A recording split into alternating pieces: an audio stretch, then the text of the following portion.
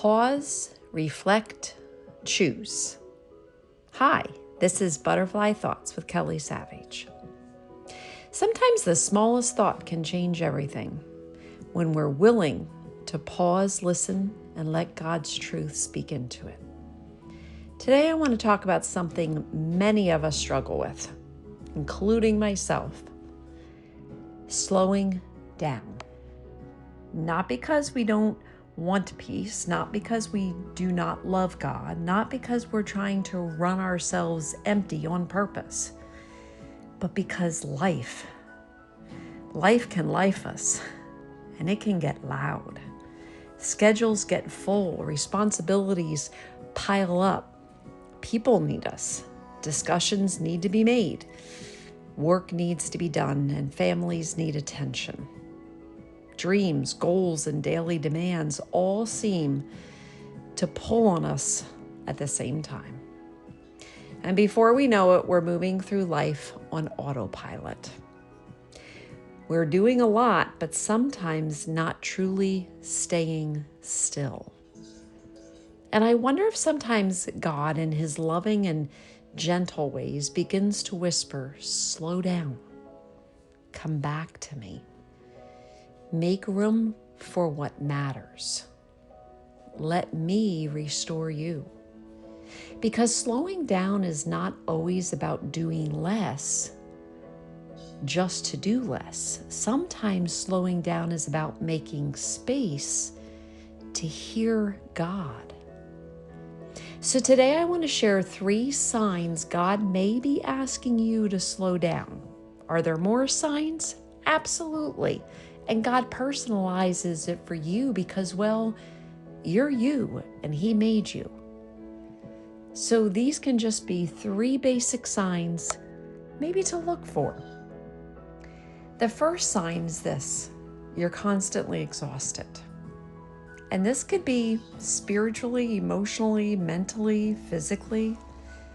We all get tired. There are busy seasons in life, and sometimes we truly have a lot on our plate.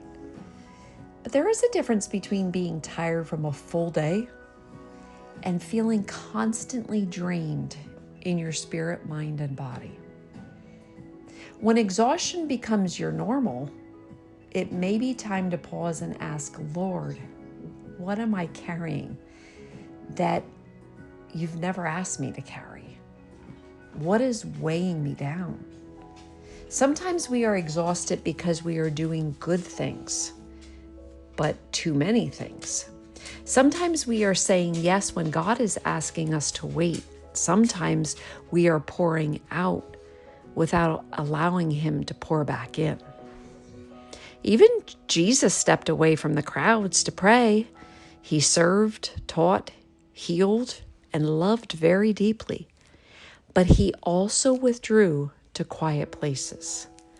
I love quiet places. I love just taking those moments and those pauses. It reminds me that rest is not weakness, stillness is not laziness, pausing is not failure. And I have thought those thoughts, and boy, have I just learned that is not the truth. Sometimes rest is just obedience. Matthew 11:28 says, "Come to me, all who labor and are heavy laden, and I will give you rest." That verse does not say, figure it all out first. It does not say, carry everything alone. But rather it says, come to me. Maybe your exhaustion is not just a sign that you need more sleep. Maybe it's also an invitation to come closer to the one who can restore your soul. The second sign God may be asking you to slow down is this: you feel disconnected from him. This one can be hard to admit. Sometimes we're still doing all the right things on the outside. We may still be praying quick prayers, going through routines, listening to worship music, or reading a verse here and there. But deep inside, we feel distant, distracted, dry, disconnected. And often that disconnection is not because God moved, it is because life got loud. Sometimes our minds are so full that we cannot recognize his whisper. Sometimes our thoughts are racing so fast that we do not sit long enough to let his truth settle in. Sometimes we are talking to everyone else, scrolling through every screen, solving all problems, and leaving very little space to simply be with him. God never asks for perfection. He asks for relationship. And any relationship, including the one with God, requires our attention. Psalm 46:10 says, "Be still and know that I am God." That verse is such a powerful reminder.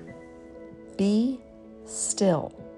Not because nothing or anything is wrong, but because God is still God in the middle of everything that is happening around us.